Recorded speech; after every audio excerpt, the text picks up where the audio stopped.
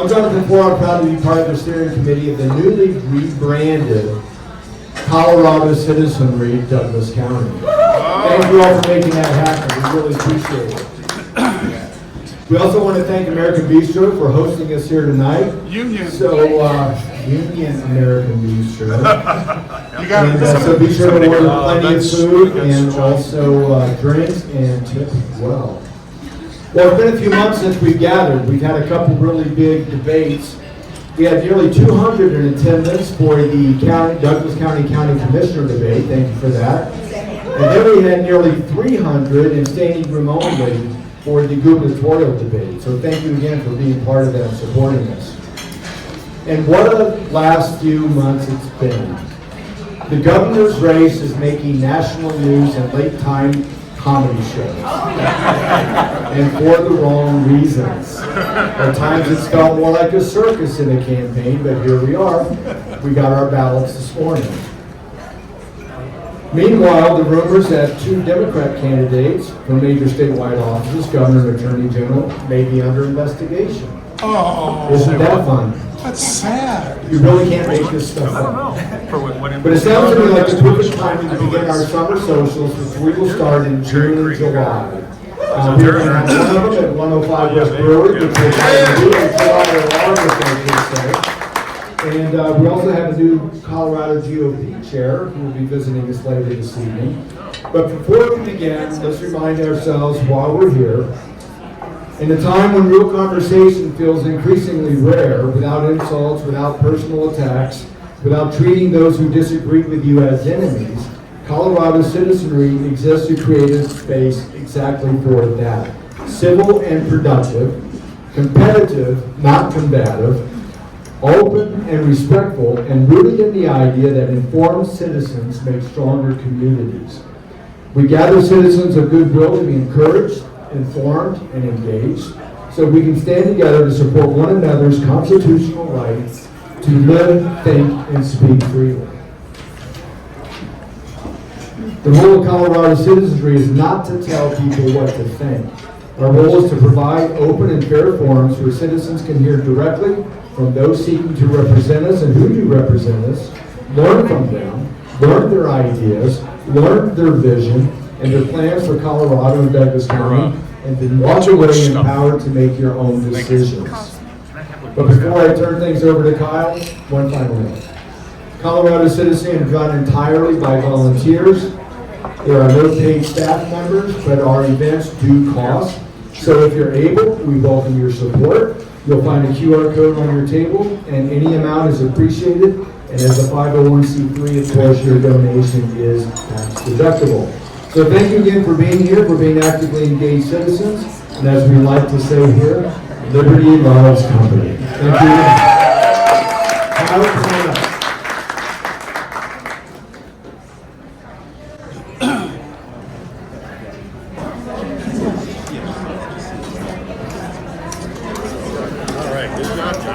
So here at the Citizenry, we want to recognize military members who are in the group. So if you're in the military, both active duty and veterans, if you could stand, please.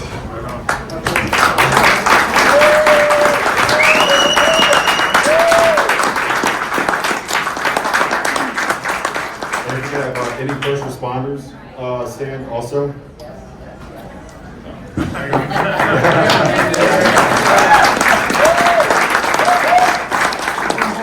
And then also any elected officials or anyone going for office, if you could just raise your hand.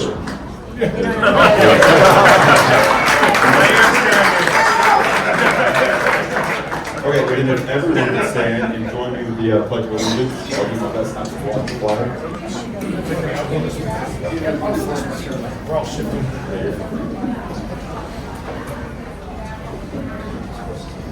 I pledge allegiance to the flag of the United States of America and to the republic for which it stands, one nation, under God, indivisible, with liberty and justice for all.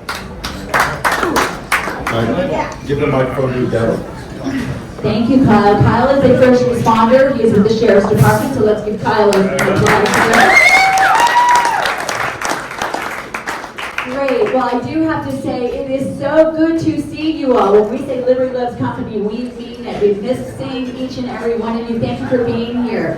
When Jonathan said that we have now expanded to Colorado citizenry, that is because we now have county chapters. This is Douglas County. We also have Colorado citizenry, Arapahoe County, run by Mr. and Mrs. Hancock, Stephanie and Michael.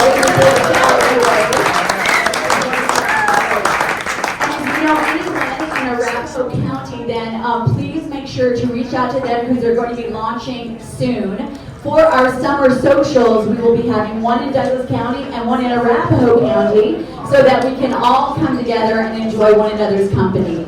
Want to also say that please sign up, by the way, for our Facebook page. The public page that used to be Douglas County Citizenry is now Colorado Citizenry. You will see events for both of our county chapters, and eventually we will be 64 county chapters, we believe, because there's a real hunger and a thirst for people to come together and have civil discourse and civic engagement. Also, the dates, you will know if you signed up on our Facebook page. That is also one of the QR codes on your tables. They are July 8th and August 12th. We will be sending out that information. And then in the fall, we will be back here in September, the second Wednesday of the month for Colorado Citizenry, Douglas County. And we'll be announcing then before that when Arapahoe County will be meeting also. Let's see, I think that's it before we get into the meat of the program. I want to invite Linda White to come on up. I think you'll notice Linda as she comes out. She's very shy. She's coming up for the 250th anniversary moment for our country's birthday. I'll hand it over to the woman with a large hat and a big brain, Linda White. You all noticed me. I want to make sure that I got your attention before I started. We've been doing this little segment before every meeting about what happened on this exact date on the way to our independence. So I'm going to share with you what happened on June 10th.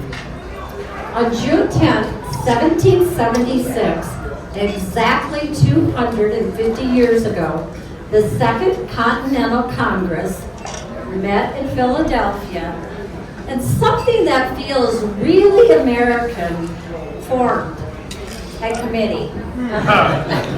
This was the Committee of Five. Has anybody heard of the Committee of Five? Hey, 2 people. I bet Deborah knows what the Committee of Five is. I'm not going to ask her though. The Committee of Five was a group assigned to draft the Declaration of Independence. In other words, June 10th is the day the Continental Congress officially said, we need a breakup letter, and it better be good. They chose Thomas Jefferson, the quiet writer who preferred writing to talking, which is probably why he got the job. John Adams, the loud encourager, brilliant, forceful, and absolutely certain he was right about everything. Benjamin Franklin, the witty editor, the man who could smooth an argument, sharpen a sentence, and lighten the mood all at once. Roger Sherman, the steady New Englander, practical and reliable, the kind of man who actually reads the instructions. And Robert Livingston, I bet most of you have never even heard of Robert Livingston. He was the one that history mostly forgets, who helped with the work, and then he went home before signing. And while these 3 sharpened their quills, John Hancock, as president of the Continental Congress, was doing the unglamorous but essential work of keeping the delegates from walking out, calming tempers, and holding the whole operation together. George Washington was also busy on June 10th. 300 miles away in New York City, he was facing a very different challenge. The largest British invasion force ever sent across the Atlantic was gathering outside the harbor. Washington was frantically fortifying the city, training raw recruits, and begging the Continental Congress for supplies, and watching so many ships in the harbor from Britain that he said the whole bay seemed alive. So on June 10th, the Continental Congress was writing the breakup letter. Hancock was keeping the room from exploding, and Washington was getting ready for the big breakup fight. And now, as we approach our nation's 250th birthday, whatever you're doing to celebrate, fireworks, family, barbecue, or just a quiet moment, take a minute to tell your kids, your grandkids, your neighbors, anyone who will listen, what July 4th, 1776 was really about. Courage, conviction, and ordinary men and women who risked everything so that we could be free. May we always be worthy of that freedom they fought for. So friends, now everybody raise your glass. Everybody raise your glass as we toast our country, the United States of America, 250 years strong, and still we're celebrating every day. USA! USA! USA! USA, baby! Woo! All right, thank you so much, Linda. I appreciate it. Well, really, I think that one of the reasons why so many of us started this group is the charge that Benjamin Franklin, one of the five, had when he walked out and he was asked, what kind of a government do we have? What did he say? I think we all know. A republic! That is the question. We are celebrating 250 years, and I am optimistic, but I know the only way that we will hand this amazing country on to the next generation is if we become 24/7 engaged citizens. It is up to us. I think most of you know by now Lincoln is one of my favorite presidents. He's right neck and neck with George Washington, who, by the way, did one of the most remarkable things in all of human history when he freely gave over his title and had a free transfer of power. He set the stage for what we enjoy today, and we get to choose our leaders. And I love the Lincoln quote because this group was founded on the premise that the only thing that will keep us going is civil discourse and civic engagement. And it's a quote that I love to always say, which is, with malice towards none, with charity towards all, with firmness in the right as God gives us to see the right. Please invite more of your friends and neighbors, even if they have the wrong yard sign in front of their yard. This is where we persuade them instead of pummel them into submission. And when we look at this charge that we have, Jonathan, I had an opportunity in D.C. again and read the Lincoln Memorial, both his second inaugural address, from which that quote comes from, and the Gettysburg Address. And I didn't have time to call it up exactly.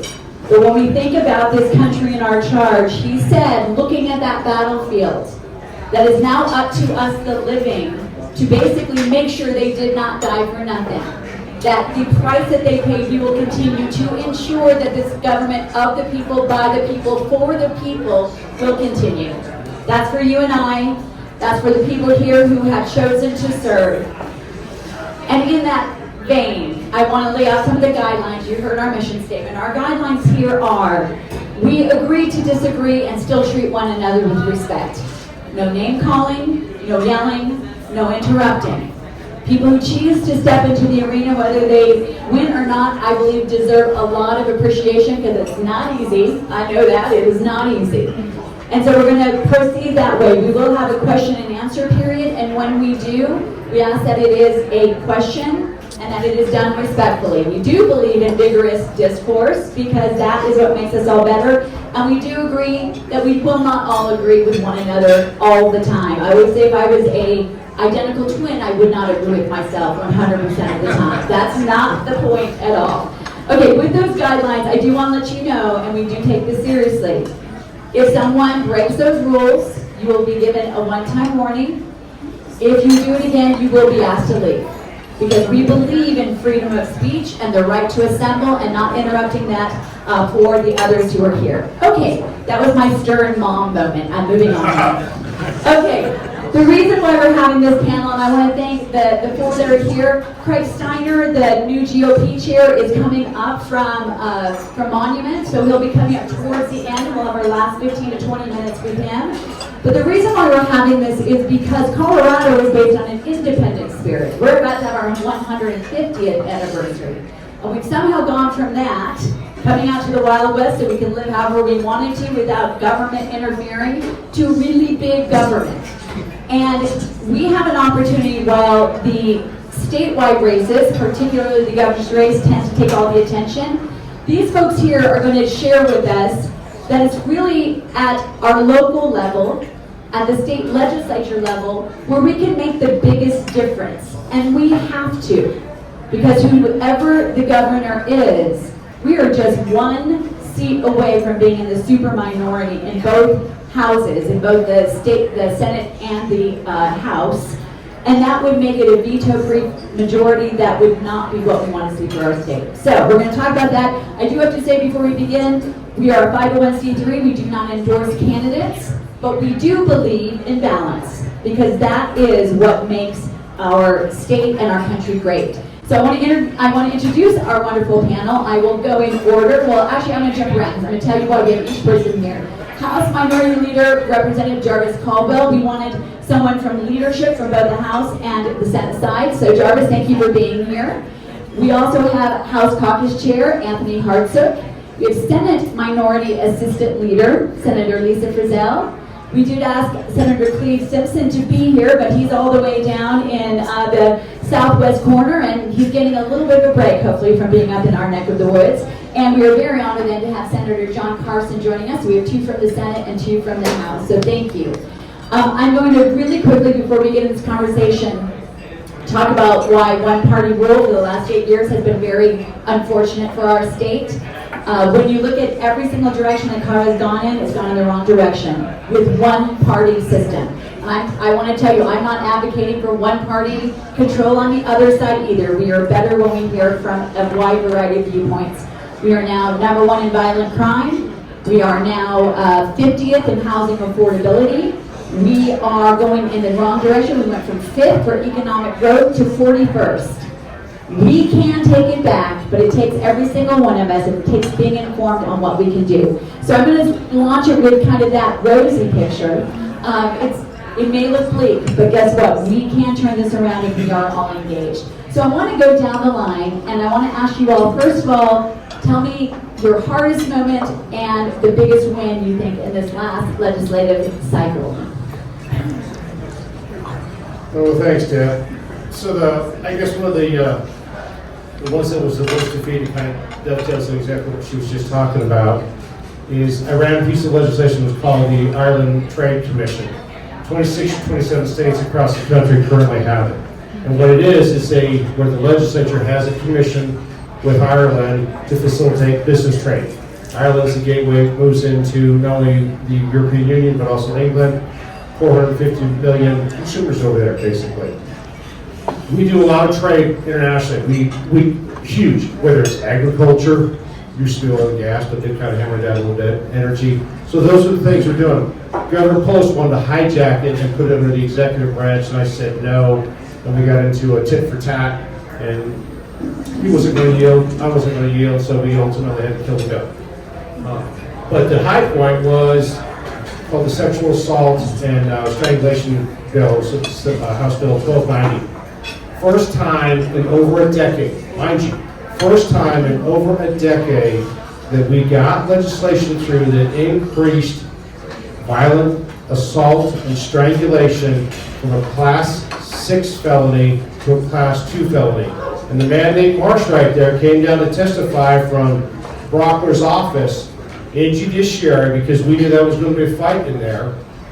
And he answered everybody's question, and we got it out of there unanimously, which, if you know Judiciary, that's unheard of. But what it did is now, because heard much, if you strangle somebody, assault somebody, your probation, you walk out the door, it's like, have a nice day. Now the felony 2, you're looking at probably 10 years or more. So that's the highest level.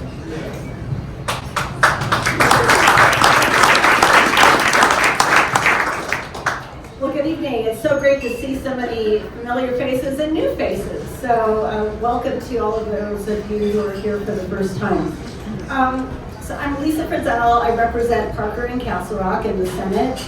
Was elected last summer to serve as the assistant minority leader for our caucus, and have been really busy with that task. It's a great honor to serve my caucus in this fashion. My highlight was passing Senate Bill 11. I ran Senate Bill 11, and what it does is it requires social media companies to respond to search warrants within 72 hours. How many of you own businesses here? Quite a few. Do you get to pick and choose if you are going to respond to a search warrant that has been executed by a judge? No. But unfortunately, that has been happening consistently with social media companies, and it hampers law enforcement from doing their due diligence when investigating crimes. And so I was really thrilled to get that bill across the finish line, and the governor signed it, and it is now law. So that was a real high point of the session for me. And it sounds like it should have been an easy thing. Makes a lot of sense, but the social media companies don't actually like that, and so we have a huge amount of pushback and gnashing of teeth around that bill. My low point, I like to say there was only one, but I've learned to live with disappointment. So I would say that one of my biggest low points was when Senate Bill 135 passed through the Senate. And what Senate Bill 135 is, you'll be seeing it on the ballot in November, and it is the Democrats' attempt to put a stake in the heart of the taxpayer Bill of Rights. And this is something that we fought very hard against this bill. One of the bill sponsors, who is Senator Jeff Bridges, who sits on the Joint Budget Committee, and he was very, very angry with me because I stood down in the well and talked about the importance of honesty. Honesty to the citizens of the state of Colorado, because this bill is fundamentally dishonest. It is an embarrassment that that bill passed through the Colorado Senate. It's terrible. So that would be my low point. Unfortunately, we will be seeing that in November, and I'm going to be working my behind off to make sure that good people like you understand what this actually means. Thank you.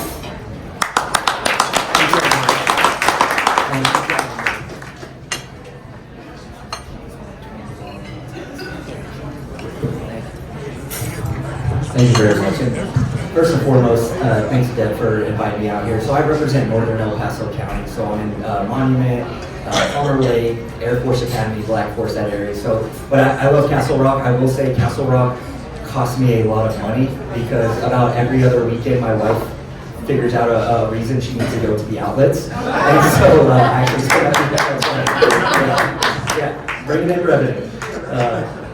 Yeah, so she finds a lot of reasons. But I spend a lot of time in Castle Rock, and I love Castle Rock. So thank you for having me. I would say the high point this year, and this is something again Nate Marsh, candidate for HD 43, knows a lot about. But the competency bill. So just to give you like a really quick overview, in Colorado, if someone commits a crime but they are found incompetent to stand trial, we have to respect their civil rights. You can't just leave them in a jail cell because they never got convicted, they never got sentenced. You can't just leave them there. And so what do you do with them? Well, we don't have insane asylums anymore, so you have to do something with them. And unfortunately, Colorado has been terrible at actually getting those facilities. And those facilities, you can't just put them in a 4x4 and say, well, this is a facility. There's actually certain living standards when you put someone who can't stand trial but committed a crime. There's living standards there that you have to house them in. And we have not had that in Colorado. And it was a huge uphill battle because in a year where we have a $1.5 billion budget deficit, $30 or $40 million seems like a drop in the bucket, but that $1.5 million budget deficit, that that's money that's already allocated by law that has to be spent that we're short. So where do you find $30 or $40 million at to fund this?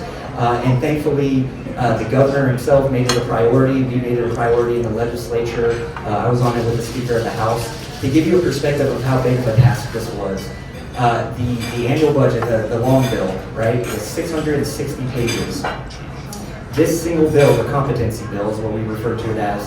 I think the final product was around 240 pages, which is gigantic, because most bills, and all the legislators up here will tell you, most bills are, I don't know, 5-6 pages long, and this one was around like 240 pages. And so getting that done was a huge accomplishment.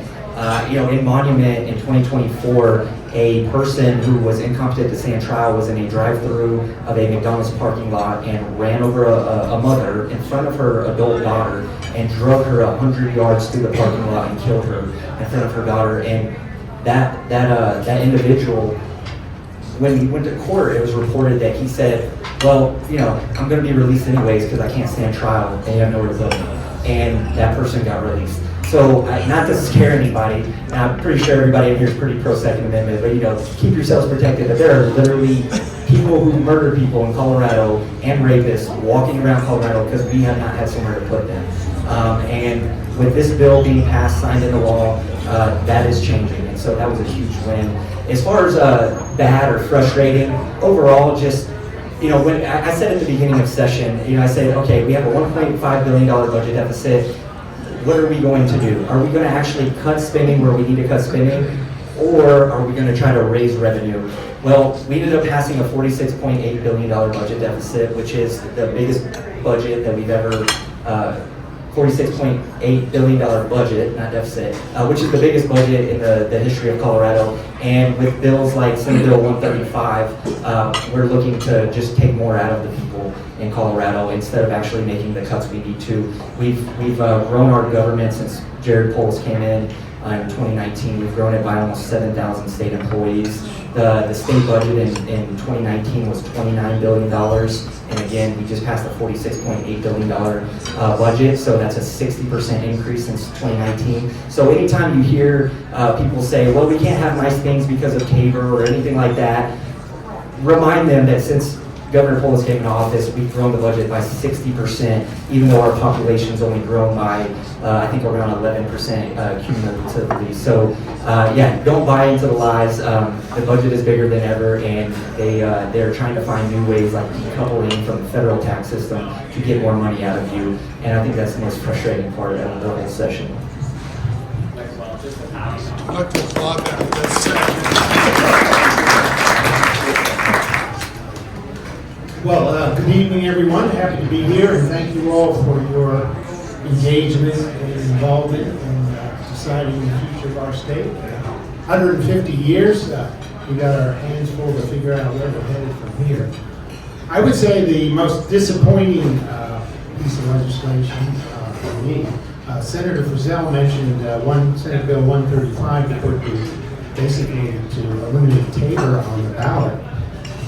But one aspect of that, which I talk to people a lot about, and they really get upset about this, is it was a bill, House Bill 1419, which actually claws back past Tabor refunds. And when you tell people that, the legislature coming in and saying, we're going to claw back $300 million of previous Tabor refunds from the last 2 years, we're going to deduct them from the future refunds.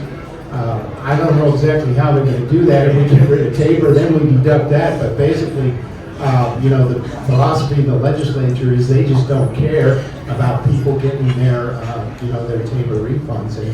And it should have been voted on under the law. It should have been voted on, and even the legislative analysts said that we shouldn't be doing this. There may be court challenges, but that's just an example, I think, of how we balanced the budget in the wrong way. And then we basically just ignored the voters and the will of the people. The best point for me was, I think, an increasing recognition in this state that we need to do more around road safety in this state for pedestrians, bicyclists, and other drivers. When I first got into the state Senate, I met with Sheriff Weekly, And he said, we really got to do something about this situation where people can drive negligently, carelessly, recklessly, negligently, whatever you want to call it. You can kill another person, you can kill a child crossing the street, and it's a misdemeanor in many cases. And so I got involved in the issue. Bipartisan issue. We got a bill passed this year. It took 2 years, but we got a bill this year that says if you're driving negligently and you kill another person, it can be charged as a felony by the folks in the district attorney's office. And actually, there were 8 bills this session dealing with this whole issue of safety on our roads, whether it's folks driving under the influence, speeding too much. I think there's just a growing recognition that we need to do more. Hundreds of people are getting killed, pedestrians, bicyclists, roadside workers, first responders, getting killed just by people driving in very careless, reckless ways. So for me, that was the high point. That's certainly an issue I'm going to stay involved in going forward. Thank you all, I appreciate it. Let's give them a round of applause. Thank you. It's always hard when you talk to the conservative constitutional representatives under the dome when you ask them the high point, the low point. I know they could go on and on and on. A lot of right now what these people, they're tasked with is pretty much trying to stop the worst things from going through. And that is not an easy job. And I want to just say one thing. A lot of times people use the Liberty Scorecard, and I just want to make this very clear. I appreciate the intention, but that judges bills by how they are when they are introduced. It does not judge them by what they are once they have gone through the process of what these hardworking individuals try to claw out. So I do want to say, we always have to look at the perspective of what they're dealing with every single day. Many of you know 1312 last year would have taken away children from parents if they didn't transition them. That was the threat that for the first time growing up here, I probably would have left the state because of our children raising their children. Some of the wins we don't see because they're what they stop. And I want to give them a big round of applause for that, first of all, because they don't hear that enough. Thank you for what you do. To that question, let's talk, since we have both representatives of the Senate and the House here. How do you all tag team to stop some of the worst from going through? Because obviously there's the House, which is a larger number, and the numbers, by the way, if I have it correct, in the House there are 43 Democrats, 22 Republicans. In the Senate there are 23 Democrats and 12 Republicans. We have actually gained a little bit of ground, and we're here tonight to figure out how we can gain even more. But let's talk about the hard work they do. Right now we're on defense. So let's talk about how the defense works between the House and the Senate. Go ahead, Jarvis. Thank you so much. Yeah, I really appreciate this question. And so this isn't so much about how we change it. This is what actually happened this session in 2026. So this was my first year as the House Minority Leader. And we make up 1/3. So as you mentioned, Deb, we are 1 vote shy of being in the super minority. So we make up 1/3 of the House out of 65 members. Now, there's a civil war going on right now in the Democrat Party, if you haven't been paying attention. You have the Opportunity Caucus, which is the moderate wing of the caucus. And I always do the air quotes because what we consider a moderate Democrat, makes Bill Clinton look like a right-wing extremist. So there's about half of the 43 Democrats that are the moderates, and then the other half are like the very, very far left progressives. And so coming in as minority leader, I'm like, at the end of the day, 43 is more than 22. So if it's completely on a partisan party line, you're not going to stop it.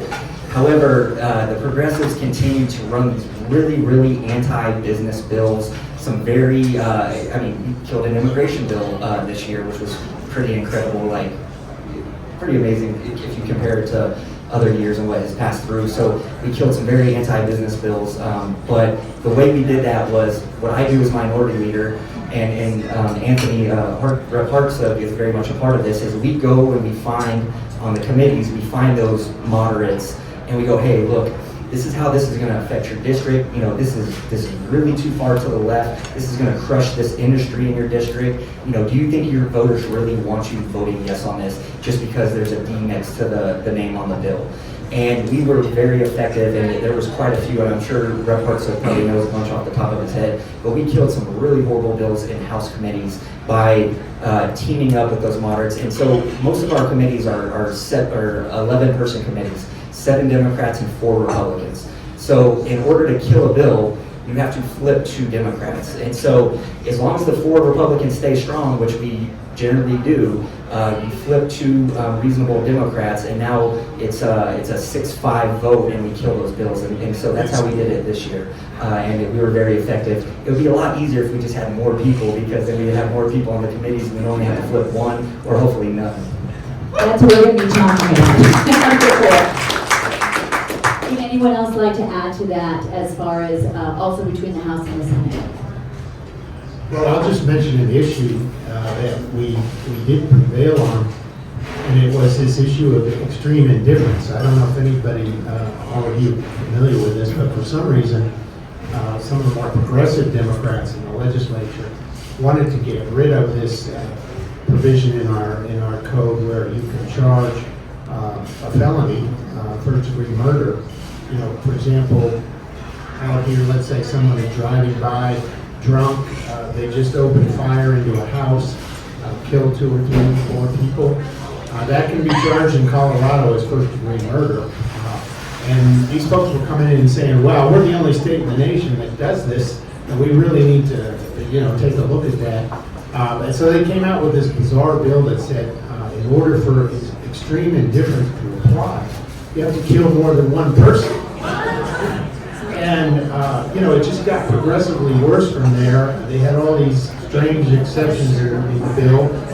I sit on the Senate Judiciary Committee. When it came through there, it did pass 4-3. And we actually got 1 Democrat to vote with the 2 of us Republicans on it. But, the dialogue around that, the debate we all offered on our side, even though we're in the minority, I think really created an environment where the Democrats realized they didn't want to go forward with that bill. They didn't even bring it up for a vote at the end in the Senate. And the governor indicated he probably wouldn't have signed the bill. So I think that's an excellent example of how we can still have a huge impact, even being in the minority, with effective arguments on issues like this.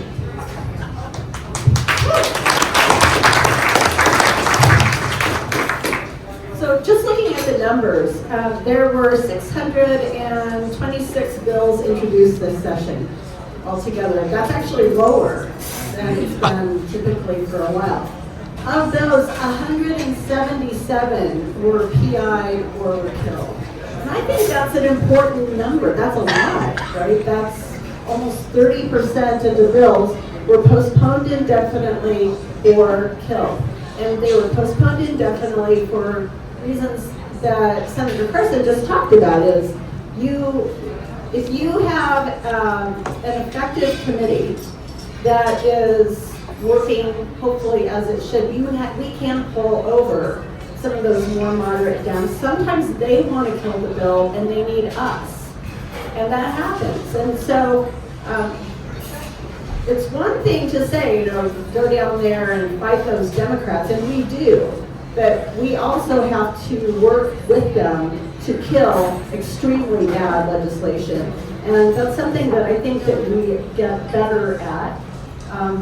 Being in the minority is no joke. It is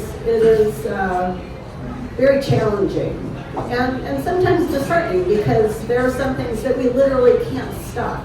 We just don't have the numbers.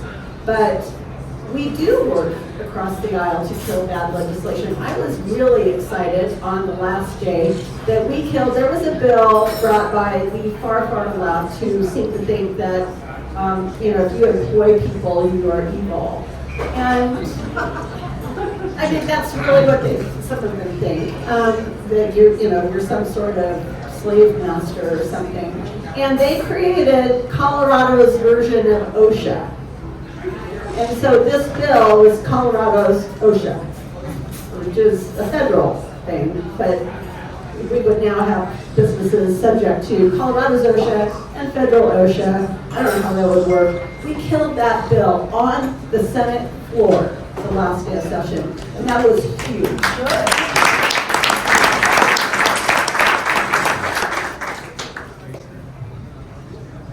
So real quick, the top two issues in the state, cost of living, what's coming out of your pocketbook, and number two is crime. I'm the ranking member of the Finance Committee. And as the Minority Leader pointed out, there's a strategy, and we work with the Senate leadership. And so when a bill's coming through that we know we are outgunned on, outnumbered, we can't kill it, but we do know how to weaken it. And so even if it goes to another committee of reference, and it either brings money into the state or takes money out of the state, it comes to finance. So the big tax bills this year, there's 1221, 22, and 23. And you don't need to know what those numbers mean, but those were the titles of the bills, and they were horrendous business bills. One bill, that those three of them combined, were approximately $560 million tax impact to every single one of you and every single business that's out there. And they were going to do a lateral shift by saying, oh, it doesn't impact Tabor because we're not going to take control at the state level. We're going to lateral shift it from consumers and business people over here for earned income. And I said, you can't do that.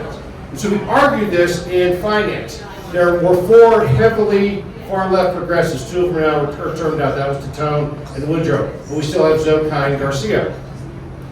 When you bring these things up, and some of you that will come down to testify, all of this stuff goes on record. When we get there, then we coordinate with the Senate. If it starts in the House and it's going to them, then we tell them what is happening in the House debate and on the committees so they can be prepared when it goes to them. And vice versa. If it starts in the Senate, then they tell us what's coming our way. That's how we coordinate on a leadership team to strategize what we're going to attack. 12, 21, and 22 were killed in the Senate because we weakened them so badly in the House. 1223 did pass, but it was severely weakened. 1289 was a horrendous bill, but it had 32 tax adjustments to it, and it got completely overhauled. That's how we do things. We work in tandem with each other, and we will find, as the Minority Leader pointed out, the occasional Democrat will go to, this is going to impact, and we know because we'll do some research, your business, and we'll itemize the businesses, and they're like, yeah, you're right. So then we'll get them to our side, and that's how we do those things. Thank you.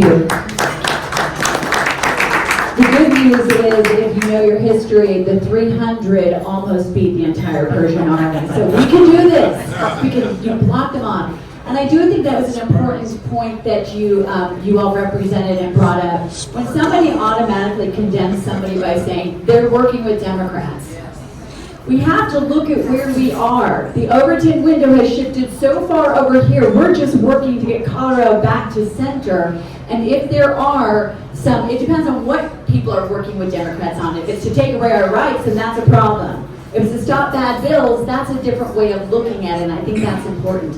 One other thing I'll add to what Jarvis is saying about the coming civil war within the Democrat Party. I've been down there waiting really late at night, seeing your lovely faces testifying, and I've heard many Democrats say, there are too many Democrats in this building. So that is not a bad thing, and if we can identify places where we can begin to work back to stop the things that those who are not on the far fringe crazy actually want to also stop, that's a positive. So just looking at where we are working back from to get to balance. So I want to ask this next question. Let's now talk just a numbers game. It meant a lot when we went from 19 to 22 in the House. Let's talk about the math. How many seats can we potentially add?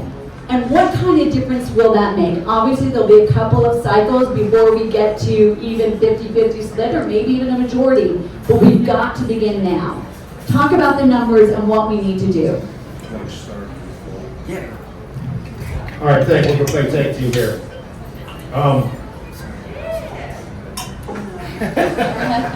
So in 22, I came into the House in 22, and then I took over doing the fundraising for the Caucus and targeting.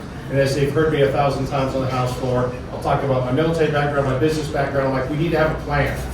And so we literally sat down and I wrote the proposal, the RFP, to go out and get our political consultant and our financial consultants of how we're going to raise money and what's going to be our strategy. And then I said, here's the very specific tasks, and we outlined all of that. I said, these are the metrics, this is what I want to see done, and this is what the end state to be. And the end state for that in 24 was to flip 3 seats minimum to get us out of the super minority. That was the end state that I said, that's the absolute minimum. We were targeting 5, we flipped 3. In the end, we did flip those 3 seats. They were very close, and we flipped them. But we also raised a record amount of money. Going forward in 26 to bring balance in, and the minority leader get into what this has done in the past, is if we can flip 3 more seats, that'll put us at a 25-40 split. That means that the ratio on the committees, all your committees of reference, now, unless the Democrats, they can do this, but it should go down to a 1-person difference on the committee. What that means is, back when we said all we have to do is flip 1 Democrat to kill something, that's the impact on the committees. It doesn't change, on the House floor, we're going to lose. If it goes to the House floor, we're going to lose, because then it's 40 to 25. There's a couple votes that were split, but we still will lose if it goes to the floor. Where we beat it is in committee. We do that by working not only tandem with the Senate, but by not only all of you getting out and testifying and targeting what we're going after. And then it puts them in a very uncomfortable position to where the Democrats have to look and go, well, yes, because there's a lot of them are being challenged right now across their party. So they are dealing with massive headaches. If we can get them down to 1 vote difference, it makes it a lot easier for us to bring balance and then flip those things. But that's what we're looking at. It's called 6 and 26. I'll let the minority leader get into those details. Thank you, sir.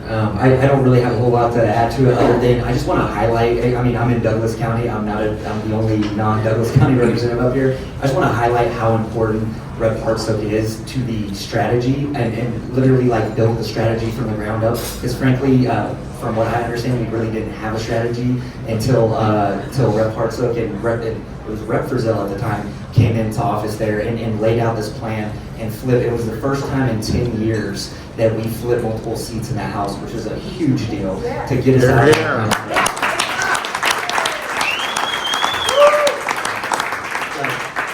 And Rep. Hartsook does not get paid extra when we're out of session to run around and do these fundraising events or do these meetings with donors, and he's with me almost every single day, and we're running around the state. So are you saying you all are not doing this for the big bucks? I mean, No. really? That's We're amazing, not. like $30,000 or something? Yeah, it's a little bit more than that, but not a whole lot more. But Representative Hartsook is just so important to this. He is literally my right-hand man in doing this fundraising. This is all public, so I will say the team that is in place now is the same team that was in place in 2024 with that winning strategy. The only change is I am the minority leader now. All of our strategists and everybody helps us do the fundraising.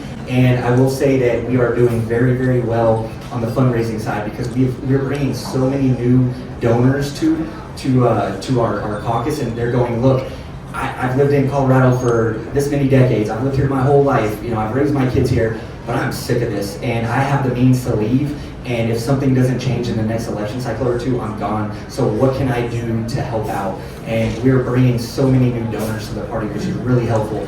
Now I'm also a realist, and I'm very pragmatic, and I like to be frank with people. We are in a off presidential election year cycle, and I think it's going to be hard for Republicans in Colorado because a lot of your average voters who are just living day to day, they're not involved, they're not here at events like this, and not paying attention, and a lot of them don't even realize that there has been one-party control since 2018. I think they focus on what's going on at the federal level, and I think it's going to be a very difficult year, but we are doing very well fundraising for what we are doing. We're way ahead of where we were in 2024 when we flipped 3 seats, which is gigantic.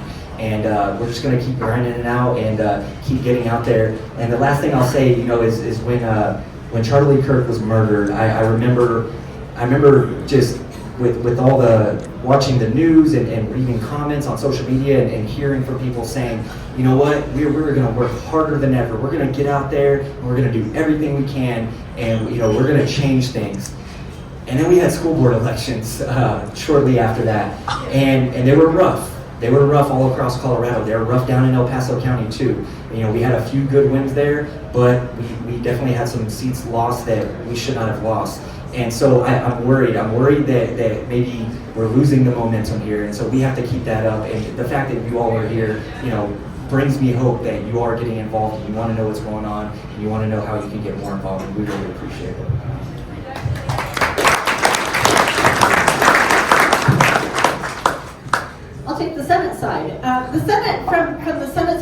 perspective, as Deb said, there are 12 of us.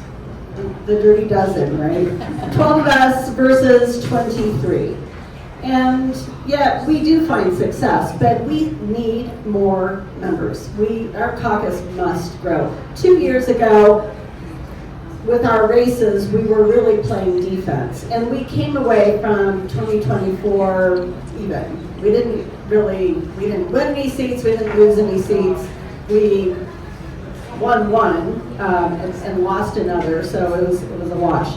This year, we are on offense. We have some amazing candidates who have amazing opportunities in seats that are winnable. And I left a piece of paper. I am always asked, and I just did this, and you can leave it, take it, whatever you want to do.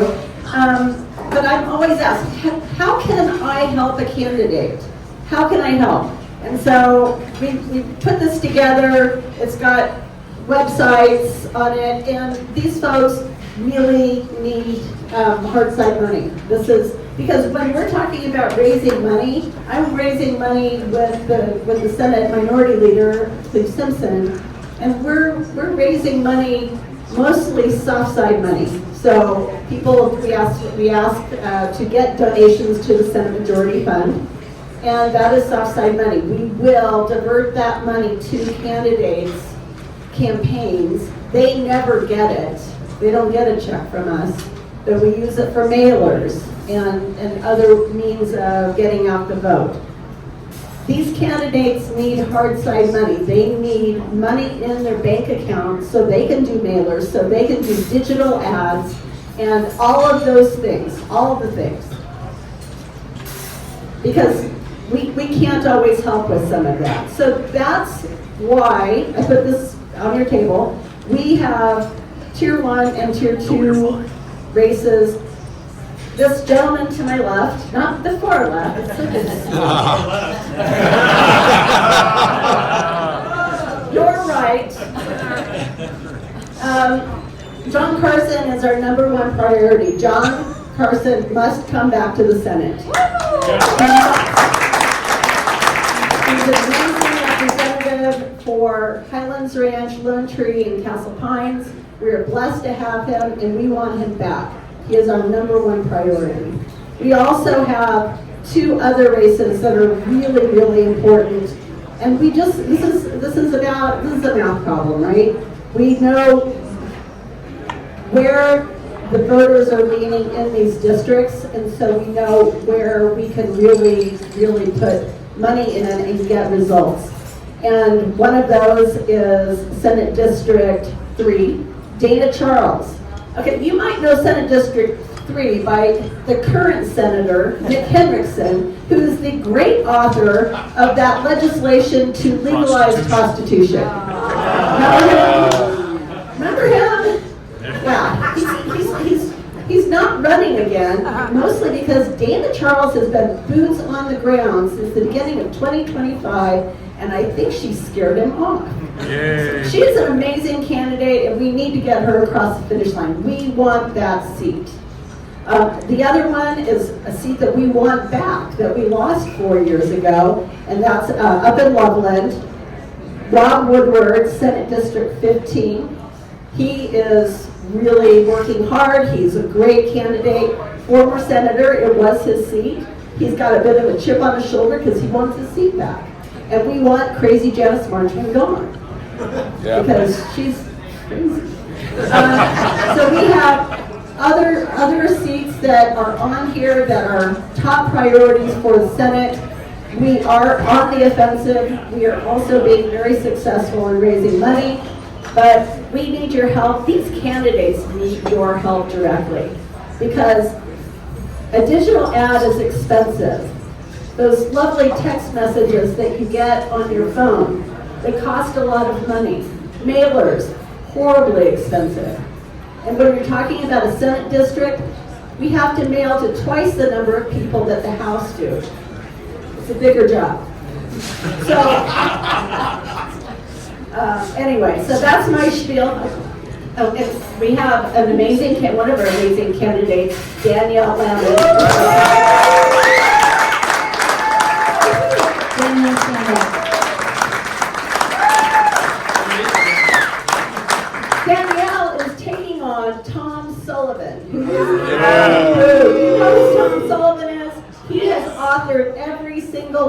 gun bill ever put up in the last like 8 years. That guy is bad news. If you value your Second Amendment rights, send her a check. That's what we're doing. And Senator Simpson and I are like Anthony, like Jarvis. We didn't get to take much time off after session because now it's election season and now it's time to put boots on the ground. So thank you. Thank you. And who's gathering a strategy? I think that's really great. But George, let's talk about the House. Yeah, sorry, I wanted to keep my response short, and then I realized I kept it too short because I didn't highlight. So what Representative Hartsook was talking about, the 6 and 26, hold the 3 that we won last election cycle and flip at least 3 more. One of those candidates is here right now. I've referenced him a couple times here. Yeah, so, and then I'll mention Scott in just a second, but Nate Marsh, which is here in Douglas County, Highlands Ranch.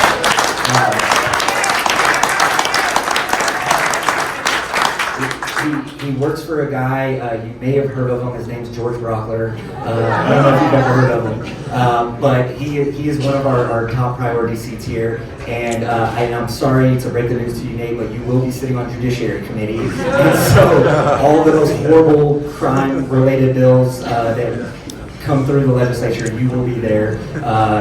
Handling Javier Mabry and Lorena Garcia and Jarvis and if you want to know why we're #1 in violent crime in the nation, go look at House Judiciary Committee. That is why. I have to tell the story really quick, Tim. I'm so sorry. So when I sat on Judiciary Committee last year, we ran a bill to I think it was to raise the penalty on child sex offenders and to say no probation for child sex offenders. And when the Democrats killed that bill, the closing arguments, the Democrats literally made the argument, prison is a really bad place, and if you send a child sex offender to prison, then maybe something bad will happen to them, and they may get out of prison and be a worse person. And I was like, if prison is not made for child sex offenders, then who the hell is it made for, right? Like, I'm sorry if something bad happens to them in prison, but what is the alternative? You put them back on the street around children? And that is the mindset on the House Judiciary Committee right now, and that's why I'm so excited for Nate Marsh, because we're going to have an actual prosecutor who's going to sit on that committee and tear all these arguments apart, and it's going to be beautiful, and that's why I'm excited about it.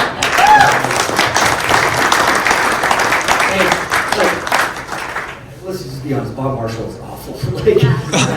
He just is. And then we also have Scott Shamlin back here. What's the number? I'm sorry. HD 61. 61. Yes, HD 61, Scott Shamlin. He's excellent. We need some young, fresh blood in the party. Yes, we need some young guns in the party, so please make sure you grab Scott before you leave. But yes, and then the last thing I'll add, I'm sorry, you have a bunch of... Keep going. Listen, it's such an asset to be able to talk a lot when we're, when we're legislators, because sometimes we need to get on the House floor and just talk forever. But the really great thing about what our races and how they line up with the Senate is one of our top priority races is down in Pueblo, and we have a Pueblo police officer running down there. We all know crime's a problem in Pueblo, and so having someone who can really speak to that district overlaps with the Dana Charles seat. So we have overlap there with the Senate, which is great because instead of dividing and conquering, they're uniting and they're doing events together and conquering. The same thing applies with Senator Carson's seat and Nate Marsh's seat. They overlap. In Loveland, we currently hold that seat, but it is going to be an open seat. There's a primary for Republicans there, but that is a top targeted seat by the Democrats. That seat overlaps with the Rob Woodward seat. So we do have a lot of overlap there, and our candidates are working together, House and Senate, to get out there together and try to win these things back.